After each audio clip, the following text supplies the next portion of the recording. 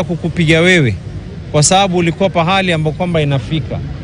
Hatutaki kupata athari zaidi. Naam, hayo yakijiri, kwingineko huzuni na majonzi yalitanda kwenye hafla ya mazishi ya watu 6 wa familia moja katika eneo la Eburu. 6 hao walioangamia kwenye ajali ya barabarani ya barabara ya Naivasha Mai Mahiu walikuwa wanatoka kwenye maombolezi ya jamaa wao katika eneo la Naivasha. Viongozi mbalimbali walihudhuria mazishi hayo na kutoa wito kwa kupanuliwa kwa barabara kutoka eneo la Lironi hadi katika eneo la Mai Mahiu ili kupunguza ajali barabarani.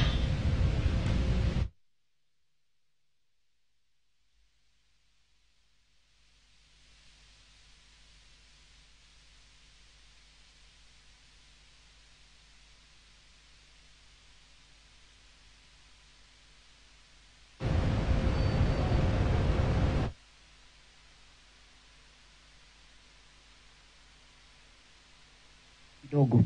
Ile tutaambia serikali.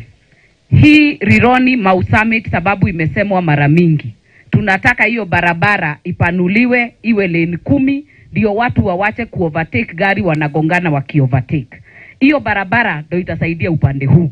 Sababu barabara ni kidogo, magari ni mengi. Na sitaki niongee zaidi ya hapo. Bishop, I will end it at that point. Wale wametoka mbali, muende na salamu zetu, musalimiane makwenu, na najua Mungu atatukutanisha wakati kuna furaha na sio majonzi. Asanteni sana kanisa kwa kutupa nafasi hiyo.